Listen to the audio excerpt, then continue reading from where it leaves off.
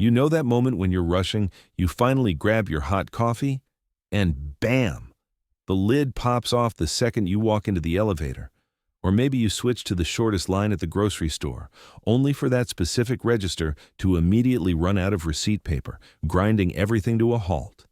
It feels like the universe has a highly specific, highly annoying vendetta against you personally.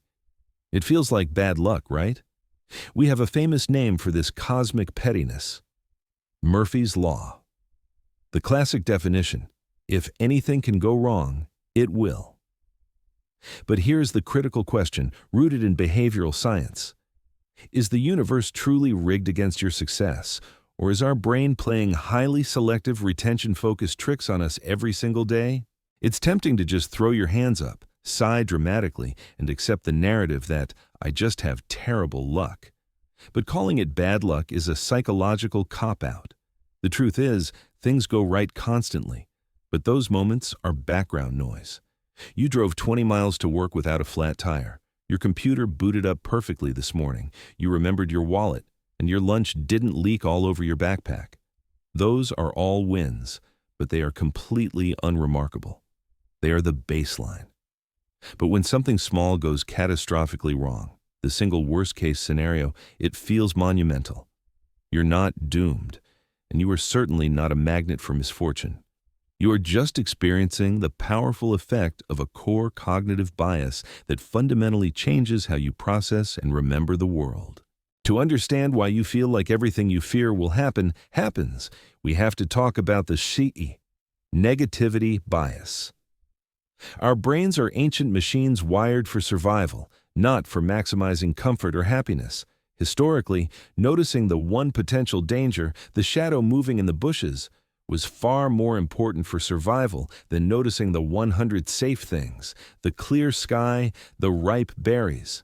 This biological imperative means negative events stick to us like emotional superglue.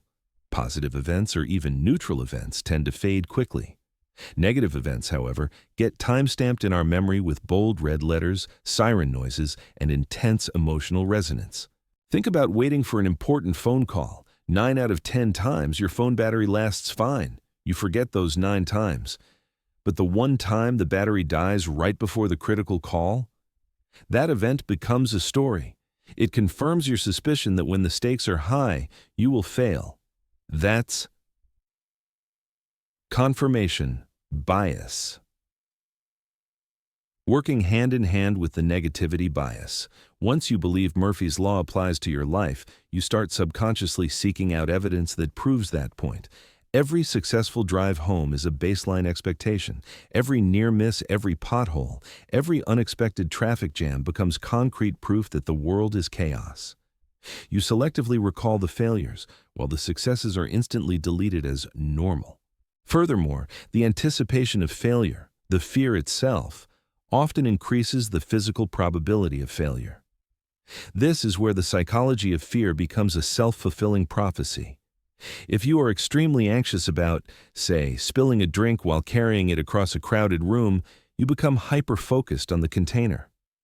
Your muscles tighten, your gait changes, and ironically, that tension increases the chances you will slightly jerk your hand and, indeed, spill the drink.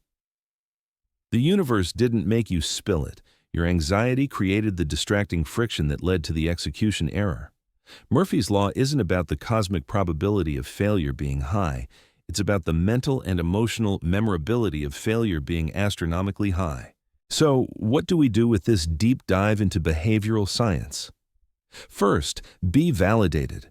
You are not cursed. You are a human with an efficient, albeit slightly dramatic, brain. Understanding that your anxiety and memory system are distorting your perception of reality gives you power.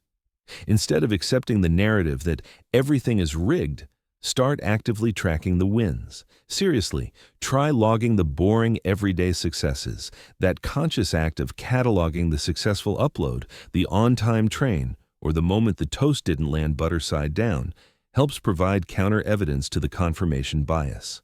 Murphy's Law is a fascinating psychological shortcut, but it is not destiny. It's just your powerful memory system choosing to focus on the drama instead of the mundane, stable reliability of your life. The next time something frustrating goes wrong, instead of just sighing, try logging the 10 things that went right immediately before and after that moment. You might find that the universe is actually much kinder and perhaps a lot more boring than your brain wants you to believe. If this explanation validated your daily frustrations, please hit the like button. Let me know in the comments, what is the most classic Murphy's Law thing that happened to you this week? And subscribe for more deep dives into the psychology of everyday life.